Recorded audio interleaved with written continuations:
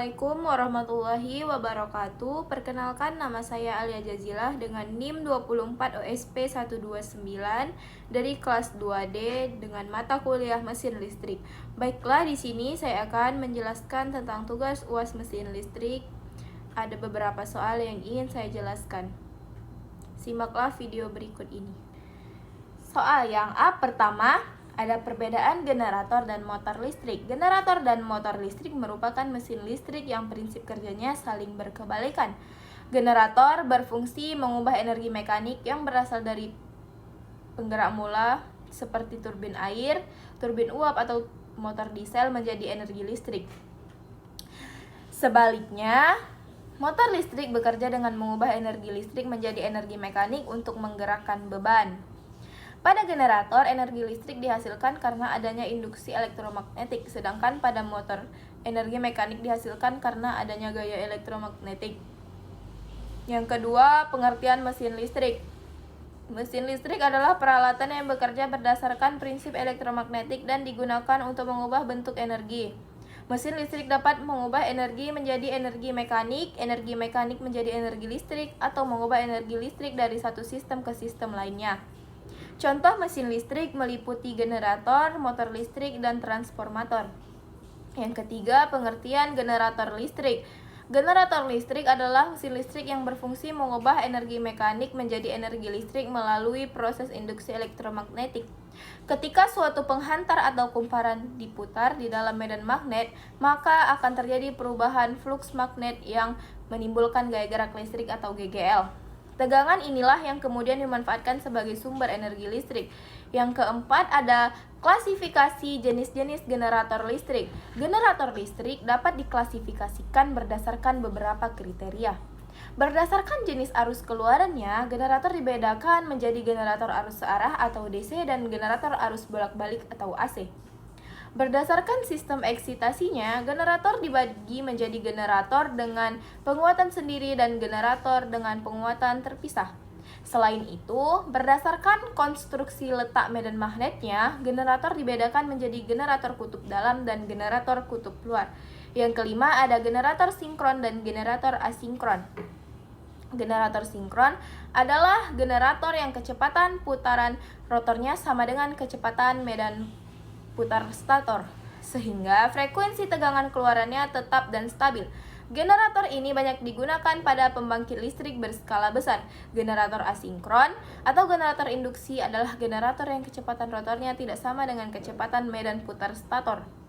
Generator ini biasanya memerlukan sumber daya reaktif dari jaringan dan sering digunakan pada pembangkit listrik skala kecil seperti pembangkit tenaga angin. Yang keenam, ada generator listrik yang umum digunakan untuk melayani listrik masyarakat. Generator yang paling umum digunakan untuk melayani kebutuhan listrik masyarakat adalah generator sinkron atau alternator.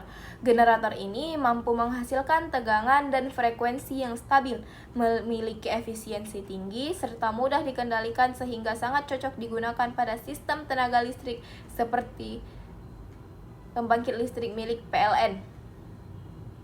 Yang ketujuh, ada prinsip kerja generator AC. Generator listrik AC bekerja berdasarkan hukum induksi elektromagnetik Faraday. Ketika rotor yang membawa medan magnet diputar oleh penggerak mula, medan magnet tersebut akan memotong kumparan stator.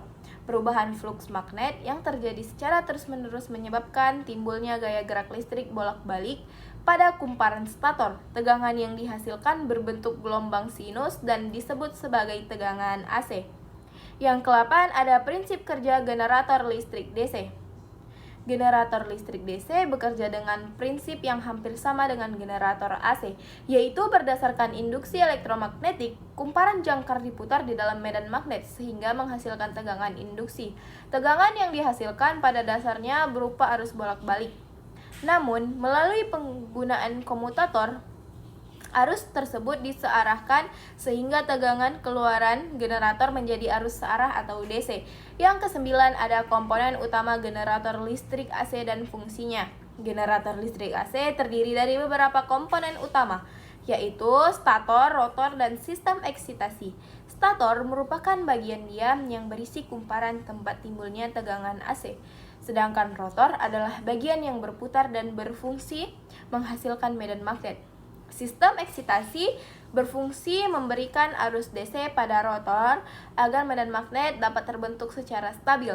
Selain itu, terdapat slip ring dan poros yang mendukung proses penyaluran arus dan putaran mekanik.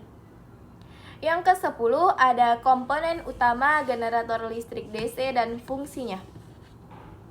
Komponen utama generator DC meliputi kumparan medan yang berfungsi menghasilkan medan magnet, kumparan jangkar atau armatur yang berfungsi sebagai tempat timbulnya gaya gerak listrik, komutator yang berfungsi mengarahkan arus, serta brush yang berfungsi menyalurkan arus listrik dari bagian yang berputar ke rangkaian luar. Semua komponen ini bekerja secara terpadu untuk menghasilkan arus DC. Yang ke-11 ada penjelasan istilah-istilah pada generator listrik. Eksitasi adalah proses pemberian arus pada kumparan medan untuk membangkitkan medan magnet. Sedangkan kumparan medan berfungsi sebagai penghasil fluks magnet, sedangkan jangkar merupakan tempat terjadinya induksi tegangan. Brush atau sikat berfungsi sebagai penghubung listrik antara bagian berputar dan bagian diam.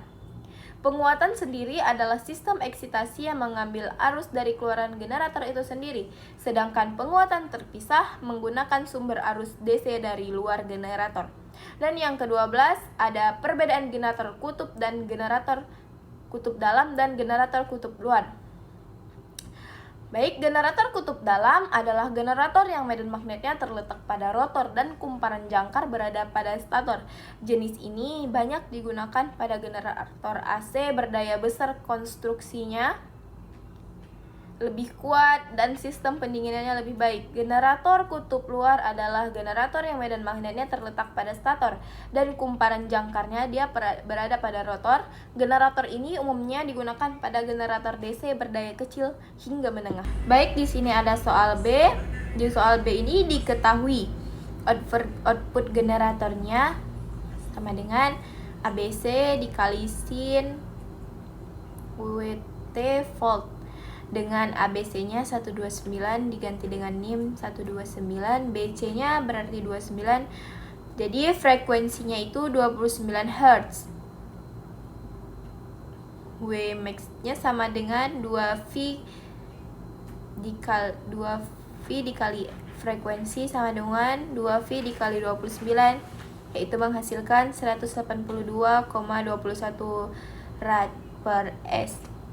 Sehingga ET-nya sama dengan 129 sin dikali 182,21 T.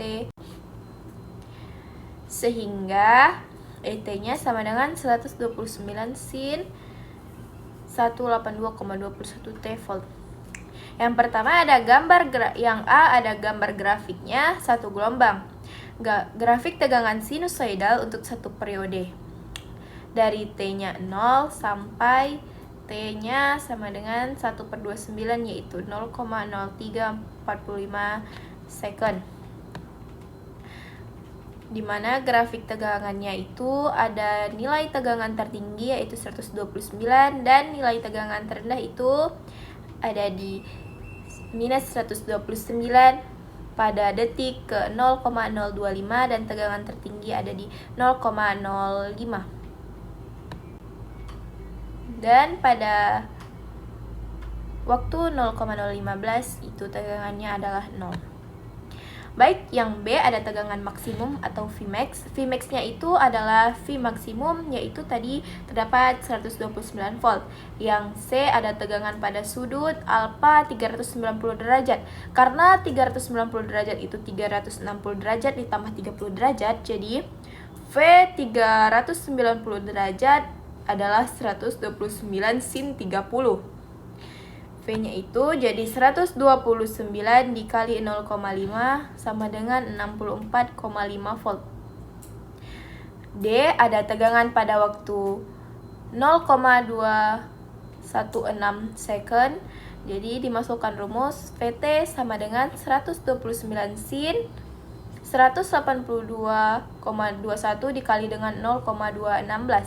182 di 0,21 dikali 0,216 adalah 39,96 rad. Sin dari 39,36 adalah 0,964. Jadi V 0,216 sama dengan 124,4 volt. Yang E ada tegangan pada sudut alfa sama dengan ABC diganti dengan NIM 129. V dikali 129 derajat adalah 129 sin dikali 129 derajat. Sin 129 derajat adalah 0,777. Jadi tegangannya adalah 100,2 volt. Yang F ditanyakan tegangan pada waktu ABC-nya diganti 129, jadi tegangan 129 sama dengan 129 sin dikali 182,21 dikali 129. Karena sinus bersifat periodik, jadi hasilnya sin kelipatan 2V sama dengan 0. V dikali 129 sama dengan 0 volt, jadi tegangannya itu 0. Yang G ditanya tegangan rata-rata. Untuk gelombang sinus murninya itu tegangan rata-ratanya itu adalah 0. Yang H ada tegangan efektif atau RMS. Jadi rumus dari tegangan efektif adalah V max per akar 2. Vmax-nya 129 per akar 2 menghasilkan 91,2 volt. Jadi tegangan efektifnya adalah 91,2 volt. Yang kedua ditanyakan tegangan sesaat dari hasil pengukuran stop kontak. Voltmeter AC mengukur tegangan efektif sehingga 129 volt. Tegangan sesaat maksimum adalah Vmax dengan rumus V efektif kali akar 2. Vmax sama dengan 182,4 volt. Jadi tegangan sesaatnya adalah 182,4 volt. Tegangan sesaatnya V dikali T sama dengan 182,4 sin WT. Soal C. 1. Jenis-jenis beban generator dan penyebabnya. Secara umum, terdapat 3 jenis beban generator, yaitu A. Beban resistif atau R. Contohnya itu ada lampu pijar, pemanas listrik. Penyebabnya itu elemen pemanas atau hambatan murni. Ciri-cirinya, yang pertama ada tegangan sefase dan arus. Yang kedua tidak menyimpan energi. Yang B ada beban induktif atau L. Contohnya ada motor listrik dan transformator. Penyebabnya ada lilitan atau kumparan. Ciri-cirinya, yang pertama ada arus tertinggal atau lagging terhadap tegangan. Yang kedua, menyimpan energi dalam medan magnet. Yang C ada beban kapasitif atau C. Contohnya itu ada kapasitor bank, penyebabnya kapasitor. Ciri-cirinya yang pertama ada arus mendahului leading atau tegangan. Yang kedua, menyimpan energi dalam medan listrik. Pertanyaan kedua, efek beban resistor murni atau sepasang. Pada beban resistor murni, tegangan atau V dan arus atau I berada pada kondisi sefasa. Fasa yang sama artinya keduanya itu mencapai titik nol dan titik puncak pada saat yang bersamaan. Sudut fase tidak sama dengan 0 derajat, sehingga faktor daya cos bernilai 1. Yang ketiga, apa itu lagging atau terbelakang? Lagging terjadi pada beban induktif konduksi. Kondisi ini berarti arus I atau I tertinggal di belakang tegangan atau V dengan sudut tertentu. Hal ini disebabkan karena sifat induktor yang menghambat perubahan arus listrik. Dapat dilihat grafik dari beban induktif atau lagging seperti ini. Yang keempat, apa itu leading? Leading itu terjadi pada beban kapasitif. Kondisi ini berarti arus atau I mendahului tegangan atau V dengan sudut tertentu. Hal ini disebabkan karena kapasitor perlu diisi terlebih dahulu, sehingga arus mengalir sebelum tegangan pada terminal meningkat maksimal. Dapat dilihat seperti ini, grafik arus mendahului dari tegangan. Yang kelima, ada prinsip kerja dari generator 3 fasa. Generator 3 fasa bekerja berdasarkan hukum induksi elektromagnetik Faraday.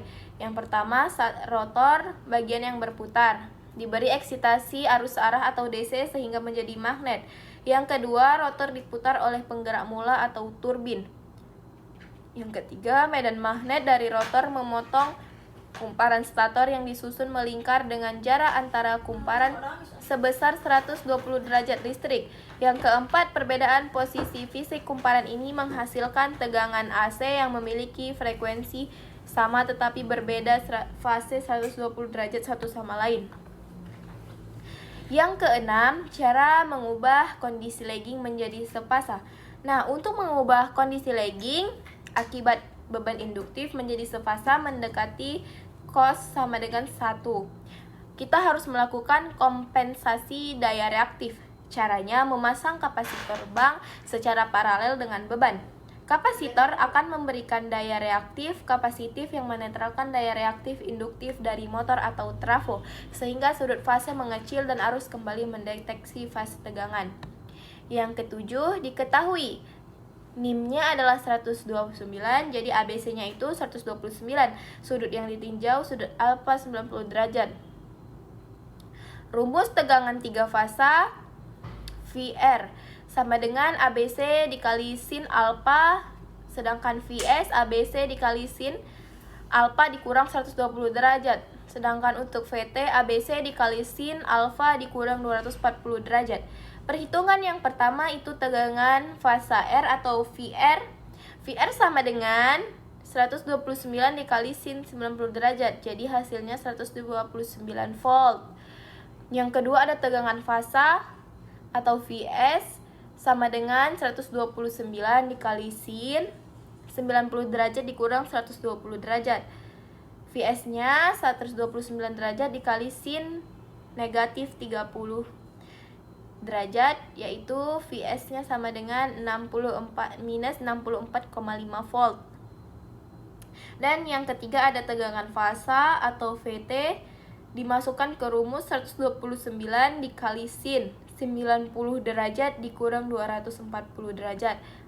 Jadi menghasilkan 129 dikali sin negatif 150 derajat, menghasilkan negatif 64,5 volt. Selanjutnya bagian D. Yang pertama ada bagian-bagian utama genset. Genset itu adalah generator set yang terdiri dari kombinasi mesin penggerak dan generator listrik. Dia terbagi dari mesin atau engine, yaitu sumber energi mekanik primer, biasanya menggunakan bahan bakar solar atau diesel atau bensin. Yang kedua ada alternator atau generator. Di sini yaitu untuk mengubah energi mekanik dari mesin menjadi energi listrik melalui induksi elektromagnetik. Yang ketiga ada sistem bahan bakar atau full system, terdiri dari tangki, pipa, dan pompa untuk menyuplai bahan bakar ke mesin. Yang keempat ada voltage regular atau AVR, yaitu untuk mengatur tegangan keluaran agar tetap stabil meskipun beban berubah-ubah. Yang kelima ada sistem pendingin dan pembuangan, yaitu untuk menjaga suhu mesin atau radiator dan membuang gas sisa pembakaran knalpot. Yang keenam ada sistem pelumasan, yaitu untuk memastikan bagian mesin yang bergerak tetap licin untuk mencegah keausan. Dan yang terakhir ada panel kontrol, yaitu antarmuka pengguna untuk menghidupkan atau memantau parameter voltage, arus, frekuensi, dan mematikan genset. Yang kedua ada cara pemeliharaan genset. Pemeliharaan rutin sangat penting untuk memastikan genset setiap saat digunakan terjadi saat pemadaman listrik. Jenis pemeliharaannya itu hariannya atau mingguannya, aktivitasnya cek level oli, air radiator, bahan bakar, dan kebocoran. Panaskan genset atau running test selama 10-15 menit. Setiap per 250 jam, ganti oli mesin, ganti filter oli, dan bersihkan filter udara. Yang setiap 500 jam, ganti filter bahan bakar atau full filter, dan periksa sistem pengapian atau injeksi. Dan yang terakhir, pemeliharaan umumnya yaitu membersihkan debu pada alternator dan memastikan terminal baterai atau aki tidak berkarat. Di sini yang terakhir, yang E, kerja paralel generator atau sinkronasi. Paralel generator atau sinkronasi adalah mengoperasikan dua atau lebih generator bersama-sama untuk menyuplai beban yang sama pada satu busbar atau saluran utama. Syarat-syarat sinkronasinya agar dua generator dapat diparalelkan tanpa menyebabkan kerusakan atau hubungan arus pendek. 4 parameter berikut harus identik. Yang pertama, ada tegangan atau voltage sama. Besaran voltage harus sama. Yang kedua, frekuensinya sama, biasanya 50 Hz atau 60 Hz. Yang ketiga, ada urutan fasa sama, yaitu urutan jatuhnya fasa. RST itu harus identik. Dan yang keempat, sudut fasa atau phase angle sama. Gelombang sinus harus berada pada titik yang sama di waktu yang sama, atau selisih fase 0. Nah, cara kerja sinkronasinya ini yang pertama, 1. Genset 1 atau running sudah beroperasi dan memikul beban. Yang kedua, genset atau incoming dihidupkan dan kecepatannya diatur sehingga frekuensinya mendekati genset 1. Tegangan diatur lewat AVR agar sesuai. Yang ketiga, pengecekan menggunakan alat bernama sinkroskop atau lampu indikator. Jika jarum sinkroskop berada di titik 0 atau jam 12, artinya kedua generator sudah in phase. Yang keempat, penutupan breaker. Saat semua syarat terpenuhi, sirkuit breaker atau CB ditutup dan kedua generator kini bekerja secara paralel. Nah, dapat dilihat di sini proses sinkronasi generatornya. Baiklah, mungkin hanya sekian yang dapat saya sampaikan mengenai tugas UAS mesin listrik ini. Lebih dan kurangnya saya mohon maaf. Saya akhiri. Assalamualaikum warahmatullahi wabarakatuh.